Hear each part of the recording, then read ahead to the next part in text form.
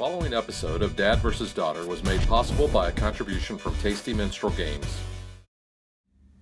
Harbour and the High Tide expansion are from Tasty Minstrel Games.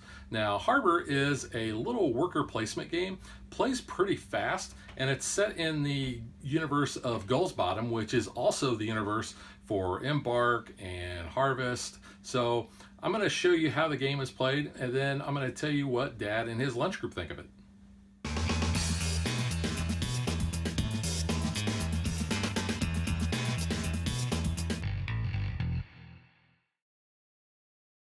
First, I'm going to kind of go over how Harbour is played, and then I'll get into what the High Tide expansion actually adds.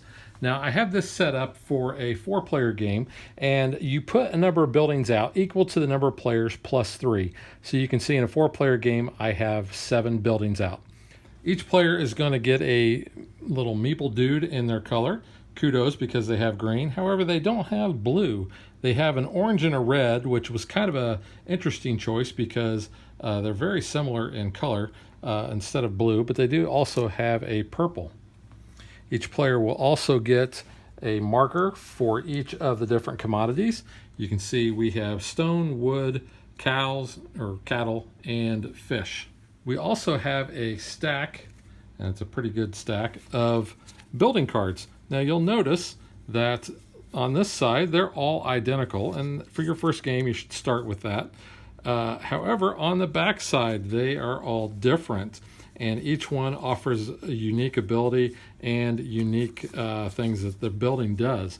So generally what we do is, because we have so many of these, typically we'll pass out 3 of them. Each player chooses one and return the rest to the box. So for instance, on my starting card, I can either take 1 cattle and 1 of any other item, or I can do a build action. And down here at the bottom is where I'm going to track how much I have of each commodity. And that's where these things are going to come in. So let's say that during the course of the game, I have 4 wood, then I would place my marker on the 4 spot. And then whenever I spend wood, you don't get change back. So you're going to use all that you spend. So then that would come off. Now, there are some abilities that allow you to retain some of the things that you use when you buy a building, but for the most part, those are going to come off. I also have a special ability here which says you may use top hats as if they were both top hats and anchors. And I'll talk about what each of the different symbols does. However, it should be noted that just because this is my card and this is my building here, doesn't mean I'm the only one that can go there. Any other player can actually go to my place. The only thing they have to do is give me one of the commodities. Now, typically on my turn, I'm going to take my little dude and I'm going to go visit one of these buildings. So for instance, if I go to the aquarium, I'm going to place my meeple there and I'm going to get the bonuses that it has at the bottom. In this case, I would get 2 fish. So on my warehouse here, I can put my fish on the number 2 spot. Now my guy is going to stay there until my next turn. Now, unless somebody has a special ability, they can't go there until that space frees up. On my next turn, I could come over here and go to the lumber yard, which says I gain 1 lumber per anchor. So you'll notice that I actually have 1 anchor already, so I would get 1 lumber. Now let's say that on a future turn, I had built this card, which is the blacksmith. You'll notice it has an anchor. So when I have that next to my board, if I went there, I would be able to get 2 wood because I have 2 anchors. I have 1 anchor there and 1 anchor there. Now, speaking of buildings, let's take a look at the card a little closer here. So at the top left, you're going to see the number of victory points this is going to be worth at the end of the game. And then here is the cost in order to buy that building. Here is a special ability that this has. It provides an anchor. And then every time we go to this, you can fire off what is on the bottom. This says that you can give up 3 of any good type, and you can get 2 different good types. And you're going to get 2 apiece. So basically, you're giving up 3 goods to get 4. So how do we pay for things? Well, that's where the market comes in. And let's take a look at the market card here. And I'm just going to slide those off. So we randomly placed the goods tokens on the market card. And I do want to point out that the market card is double-sided, and there is the island traders that you can use for kind of additional variant of playing the game. But on here, you'll see that we have 2, 3, 4, and 5. Now, those are going to give money whenever we sell those goods to the market. So whatever good is here, let's say that that was the stone. If I have 5 stone, then I can ship that item, see a little ship, and I'm going to get $5 towards the purchase of a building. Now, you don't get change, so you want to make sure that when you go to the market and you sell your goods, you're selling for the pretty close to the amount of the building that you're trying to buy. It'd be great if you could sell it for exactly that, because then you wouldn't lose anything. But when you go to the market, so let's just say that the market was set up like this, and I had 5 stone and I had 2 cattle on my card. On my turn, let's say that I decided I wanted to do a build action, and I can take the one here on my board. Then I can build this card by spending $6. Now, I'm going to spend and get $5 from the stone, and I slide that down, and then I would get $2 from the cattle. So that's $7. It cost me $6 to buy this card, so I just place that next to mine. And now the market shifts, and the way the market shifts is all the remaining items shift to the right, and you'll see these little arrows that go around. So this just kind of follows the arrows. So there is our new market. So now the stone went from being worth 5 to worth only 2. We're going to keep playing until someone builds their 4th building. Now that triggers the end of the game, and all other players get one final turn. What we'll do is we will then count up our victory points that we have from all of our buildings. Whoever has the highest wins. Now, at the start of the game, we're also going to get one of these cards, and this is kind of a bonus that we're going to get for having any of these commodities left in our warehouse. So you can see if we had 1 stone, we would get 1 victory point. However, if we still had 6 stones in our warehouse, we would get 5. And you can see that there's 1 card for each different commodity. So there's stone, there's cattle, there's fish, and there's lumber. So now let's talk about what the different symbols mean, because you're going to encounter those on several different cards. So here we have a top hat. The top hat means that you can go to anybody else's building and you don't have to pay them that commodity like I mentioned before. We have a coin symbol. This means that for however many coin symbols we have, we can pay 1 less for a building. So let's say that I had 2 buildings that had coins on them. Instead of this building costing me 10, it would only cost me 8. I already talked about the anchor. The last symbol is this warehouse symbol. Now what this means is when I ship goods, I get to keep one of the goods that I shipped. So let's say if I had 3 warehouse symbols, then if I shipped, say, 5 fish, I would actually be able to keep 3 of those because I would be able to keep 1 for each warehouse symbol that I had. So that's pretty much the base game. Now let's talk about what the High Tide expansion adds. The biggest thing that the High Tide expansion adds is ships.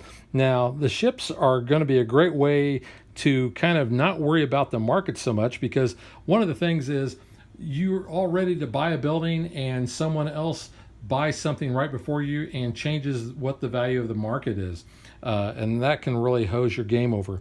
But these ships, the first player that goes to a ship and can pay its cost actually can then have the ship work for them. You'll notice on the left-hand side, this is the cost it takes to hire this ship. So in this case, it's going to take 3 fish, 1 wood, and 1 cattle. Now, when you are ready to do the buy action, this ship will then go back to the middle, but it's going to generate 6 money for you. So a great way to avoid getting hosed by the market. 2 other things that the High Tide expansion adds is the ability to have a small business. Now you'll notice on this building card, we have this little green hut symbol. This means this is a small business card, and we can actually buy this for $2 less than what is printed on the card.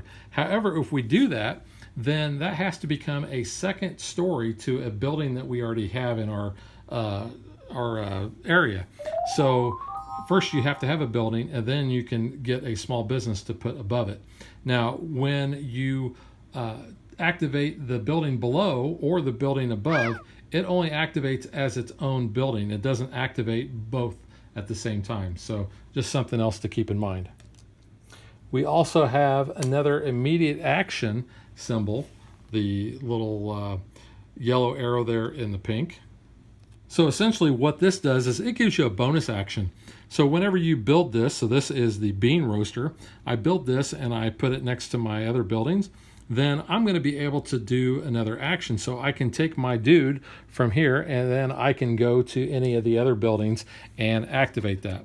So that's all that symbol does. And essentially that is the high tide expansion. So now let's get to what Dad and his lunch group think of the game.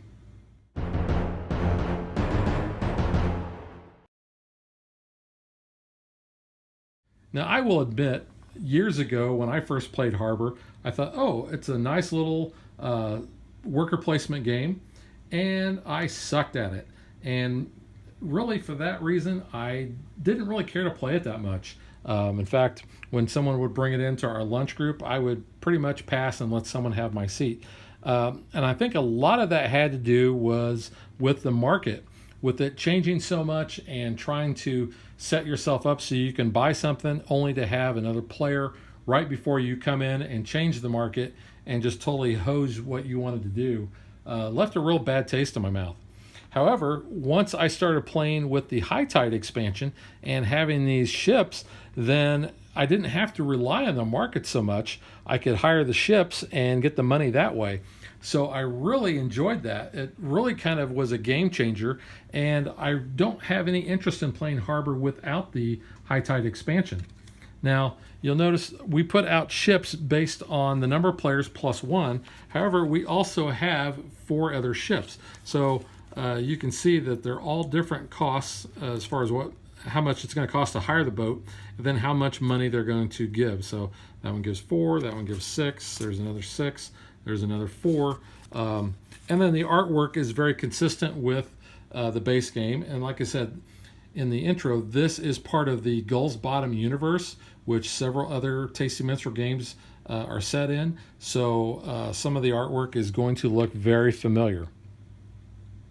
Some of the artwork on the buildings is a little goofy, but I like that. Also, the art that is on the player cards kind of goes with it. So you can see you got the old entrepreneur there, and they got some flavor text with it. So that's a nice touch. Plus, they also had some of these as promos in other Tasty Minstrel games. So that was nice, like Cthulhu Realms, and I think Thieves Market had one as well. You'll notice that there is quite a stack of building tiles or building cards. So you're going to have a lot of replayability with this. You never know what's going to come up. And with the fact that you've got different boats, you've got different market conditions, and each player is going to have their own unique play style in this. So for me, I like going for the boats and using the market as kind of a secondary thing. Other players, I've noticed that they took advantage of people going for the boats, and they just manipulated the market so much that the next thing you know, the game is over. Speaking of which, this game plays pretty fast. It is a nice worker placement that you can easily play in under an hour. So this works great with our lunch group. I think everyone that has played it in our lunch group has really enjoyed it. In fact, one of the guys that used to be part of our group, he owned us completely every time he played this game. So that's a shout out to you, Aaron. When he would play, we might as well just fold up because he was such a master at this game. However, he took another job and moved away, so that kind of gave the rest of us a fighting chance in order to win. And like I said, this has been a real hit with our group. The only negatives I really had was, and Tasty Minstrel is known for this, is stickers on the individual blocks. Not a fan of that, but the cards themselves, they've got a nice finish on them. There's a lot of different cards that you can have for your starting buildings. Like I said, you got a big thick stack. You've got the starting one, so when you're teaching new players, everybody can go with that. And then you flip over here, and like I said, there's a bunch of different ones that you have. There's even a Cthulhu one. I think that was the one that was in Cthulhu Realms as a promo. So a lot of different cards that you have. So your gaming experience is going to be pretty different every time that you play. And the other thing is you don't know what symbols you're going to get. So I, could go for a bunch of anchors and not have any of those types of buildings come up where I'm going to get that ability. Then again, I might see a lot of them and can really take advantage of that. So for me, the High Tide expansion really made Harbour a really fun game. So I highly recommend it. So that is Harbour and the High Tide expansion, and we will catch you guys next time. Oh, and by the way, if you win, the game does come with this Harbour MasterCard, so you can take a picture and post a selfie online. So we will catch you guys next time. And did I mention how travel easy this game is? I mean, this is the size of the box. You can see that easily fits in my hand, so it's not going to take up a lot of room in a backpack or a suitcase if you're traveling. So great game to take on the run.